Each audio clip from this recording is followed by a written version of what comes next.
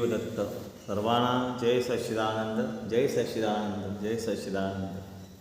सर्वा जो स्वरूप आहे तो सच्चिदानंद स्वरूप आहे. खरी आपली ओळख होणं हे सगळे लोक सांगतात का नाम जप घेतलं पाहिजे, नाम जपाची महिमा गेला पाहिजे. पण नाम आहे काय ते समजलं पाहिजे पहिलं आपल्याला. आपण ज्या एखादा पदार्थ खायचा आहे तो माहीत नसेल ना आपण खाल्ला तर बाधा होते ना. मग तसं हे नाम का घेतलं पाहिजे, कशा पद्धतीने गेला पाहिजे, त्याचा खऱ्या अर्थाने चिंतन आपण केलं पाहिजे. ते चिंतन, तो विचार आणि तो भाव आपल्यामध्ये कसा येईल ही पहिली त्याचं स्मरण, त्याची संगती ती नामाची झाली पाहिजे. आणि नामाची संगती झाली तर नामाची संगतीत आपण कसं राहिलं पाहिजे. कुठलं त्याच्यामध्ये आपला निस्वार्थीपणा असला पाहिजे, कुठलाच लेपन नसला पाहिजे, विकल्प कुठलेच नाही पाहिजे, कुठलंच मागणं नसलं पाहिजे. तेव्हा त्या विचाराने खऱ्या अर्थाने ह्या ध्येयाला ठेवता आलं पाहिजे. ते नाम. नाम म्हणजे श्रीराम जय राम जय जय राम, रामकृष्ण हरी रामकृष्ण हरी, दत्त दत्त, हे तर नाम आहेच. पण आपल्या ह्या स्वरूपाचं नाम, जो आत्मस्वरूप नाम आहे तो त्याला मी कसं ठेवलं पाहिजे. जसा कृष्ण आहे, कृष्ण येतात, कृष्ण भूत्वा कृष्ण येतात, तर कृष्णासारखं मला बनता आलं पाहिजे. राम भूत्वा राम येतात, रामासारखं बनता आलं पाहिजे.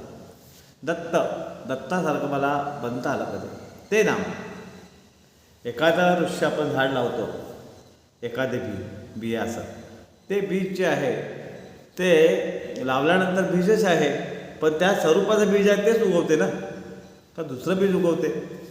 नाही होत. तसं होतच नाही. प्रकृती ही त्याच पद्धतीने होते. तसं आपलं नाम ज्या पद्धतीने घेतो त्या पद्धतीने आपण झालं पाहिजे. हे खरं नाम.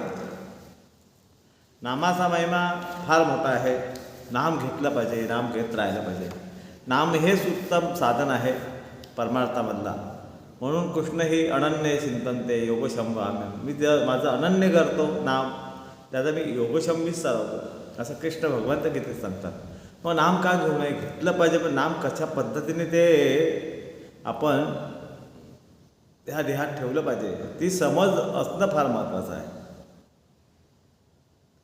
त्या नामाने गेलो पाहिजे खऱ्या अर्थाने. बाह्य अंतरंग शांत निर्मळ, प्रकाशदीप उज्जळन विमल. आपण बाह्य अंतरंगाने खरं झालो का हा आपण तपासलं पाहिजे. आपल्या बाह्य अंतरंगातलं हे जे अनेक लोक सांगतात साक्षात्कार होतो, असा होतो, तसा होतो, तो निगुण आहे, निर्गुण निराकार आहे, साकार आहे, स्वरूप आहे, असं सगळे सांगत असतात. पण त्याचा अनुभव तो कसा आहे, त्याचा अनुभव कुठे होतो? जसे आपण साखर खाल्यानंतर गोड लागते, मग त्या परब्रह्माचा अनुभव होत का नाही? तो होण्यासाठी काय असलं पाहिजे? बाह्य अंतरंग शांत निर्मळ, प्रकाशदीप उजळण विमल, हे ज्ञान असलं पाहिजे. प्रकाशमय असं ज्ञान आपल्यात असलं पाहिजे. आणि त्या ज्ञानाशी स्वरूपाची ओळख आपल्याला झाली पाहिजे. ते खरं ज्ञान होणं हाच खरा परमार्थ आहे. तो माझ्यातच आहे. मी त्या स्वरूपाला पाहण्यापेक्षा ह्या स्वरूपाला देह जे पाहतो, जे मी सोलाच पाहतो, तेव्हा ते परब्रह्मच आहे हा विचार करून, हा देह हाच दत्त आहे हा विचार करून पाहिलं तर त्या स्वरूपात आपण तो दत्तमय बनवायला प्रक्रिया करतो. जसा शिल्पकार जो असतो, म्हणजे कलाकृती बनवणारा, समजा गणपती बनवतो, ती माती असते, पण त्याला आकार देण्याचं काम तो करतो ना. मग ह्या देहाला आकार कोण देईल?